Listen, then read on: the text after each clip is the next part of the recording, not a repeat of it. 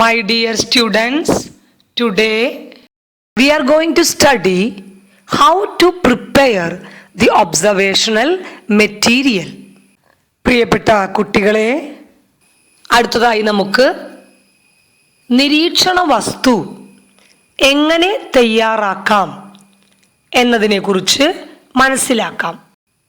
Preparation of observational material requires much accuracy and patience.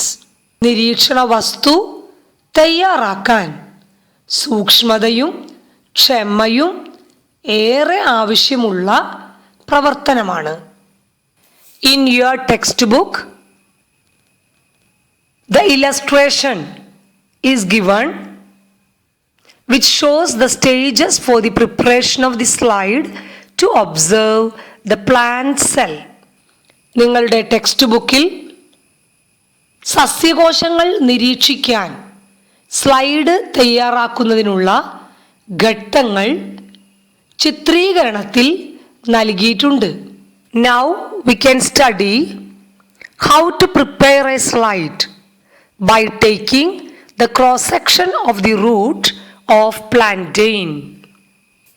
ഇനി നമുക്ക് വാഴയുടെ വേരിൻ്റെ കുറുകെയുള്ള ഛേദമെടുത്ത് സ്ലൈഡ് തയ്യാറാക്കുന്നത് എങ്ങനെയാണെന്ന് നോക്കാം. The first stage of the preparation of observation material is put the material to be observed in the petri dish containing water to prevent dehydration. ഘട്ടം 1. നിരീക്ഷിക്കാനുള്ള വസ്തുവിലെ ജലാംശം നഷ്ടപ്പെടാതിരിക്കാൻ Petri ഡിഷിലെ ജലത്തിൽ ഇടുക. Why we put the material to be observed in the petri dish containing water?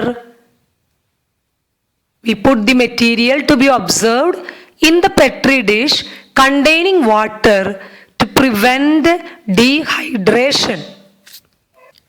എന്തിനാണ് നിരീക്ഷിക്കാനുള്ള വസ്തുവിനെ Petri ഡിഷിലെ ജലത്തിൽ ഇടുന്നത്?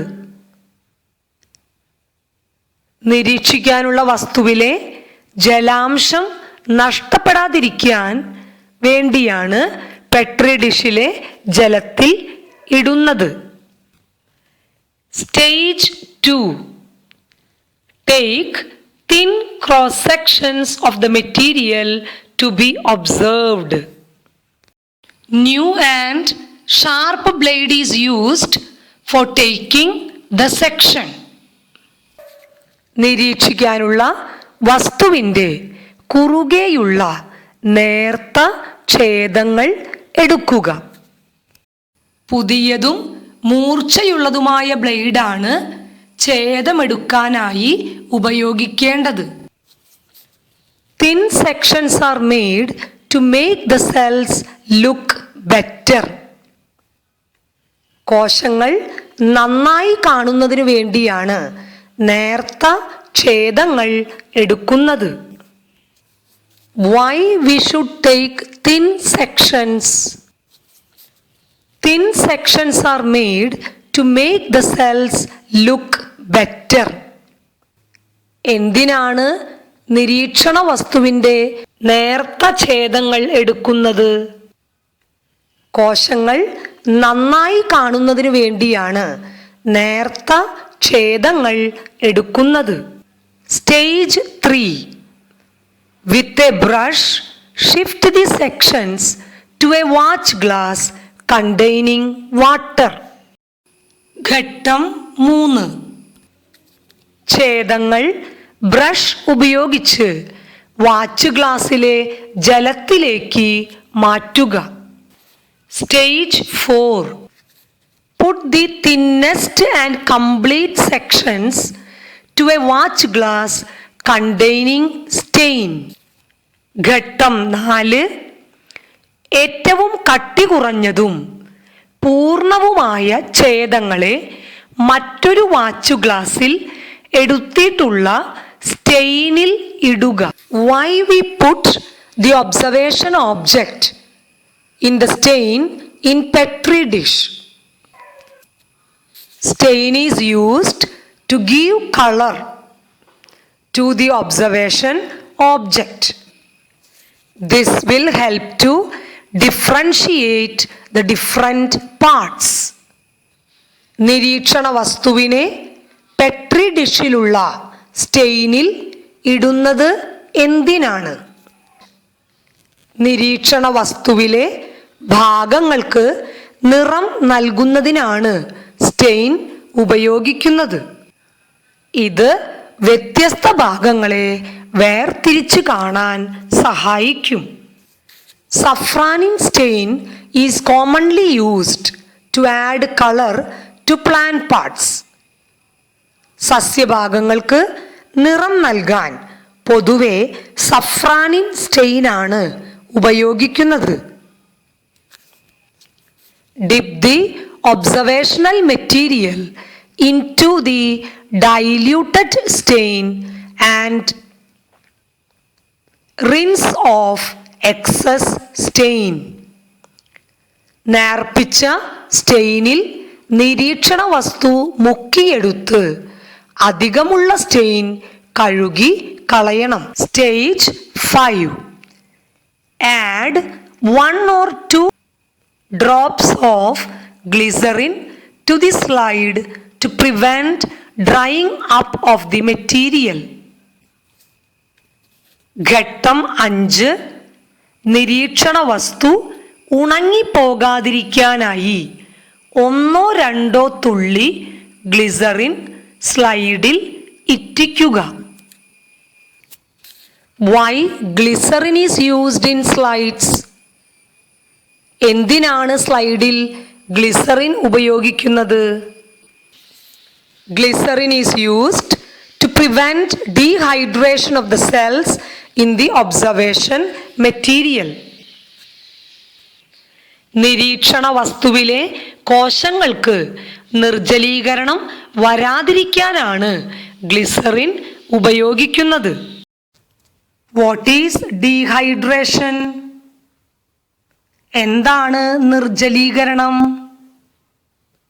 The loss of water from the cell. കോശങ്ങളിൽ നിന്ന് ജലം നഷ്ടപ്പെടുക. Stage 6. Wash the stained section in clean water and place it in the glycerin on the slide. ഘട്ടം 6. നിറം പിടിച്ച ഛേദത്തെ ശുദ്ധജലത്തിൽ കഴുകിയ ശേഷം സ്ലൈഡിലെ ഗ്ലിസറിനിൽ വെക്കുക. Why we have to wash the stained section in water? This is to remove the excess stain. എന്തിനാണ് നിറം പിടിച്ച ഛേദത്തെ ശുദ്ധജലം കൊണ്ട് കഴുകുന്നത്? കോശങ്ങളിൽ അധികമായി പിടിച്ച നിറം മാറ്റുന്നതിന് വേണ്ടിയാണ് നിറം പിടിച്ച ഛേദത്തെ ശുദ്ധജലം കൊണ്ട് കഴുകുന്നത്. Stage 7. Place a cover glass over the material using a needle in such a way that air bubbles do not pass. ഘട്ടം 7. വായുകുമിളകൾ കടക്കാത്ത വിധം നീഡിലിൻ്റെ സഹായത്താൽ കവർ ഗ്ലാസ് കൊണ്ട് മൂടുക. What is a cover glass? Cover glass is a very thin material which is made by glass. എന്താണ് cover glass? Glass കൊണ്ട് നിർമ്മിച്ച വളരെ കനം കുറഞ്ഞതും സുതാര്യവുമായ ഒരു വസ്തുവാണ് cover glass. Why we use cover glass over the section? The cover glass is used to keep the observation object well embedded in the slide. ഛേദത്തിനു മുകളിൽ cover glass ഉപയോഗിക്കുന്നത് എന്തിനാണ്? നിരീക്ഷണ വസ്തു നന്നായി സ്ലൈഡിലേക്ക് പതിഞ്ഞിരിക്കാനാണ് കവർ ഗ്ലാസ് ഉപയോഗിക്കുന്നത്. Stage 8. Wipe out the excess glycerin using cloth or tissue paper. ഘട്ടം 8.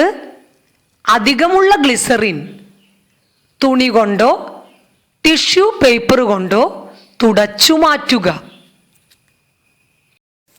Write the different stages in the preparation of observational material.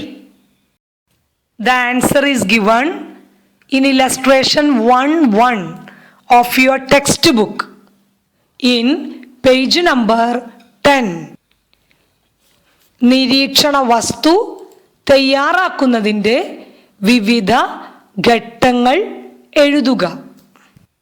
ഈ ചോദ്യത്തിൻ്റെ ഉത്തരം നിങ്ങളുടെ ടെക്സ്റ്റ് ബുക്കിൽ ചിത്രീകരണം 1:1 നൽകിയിട്ടുണ്ട്.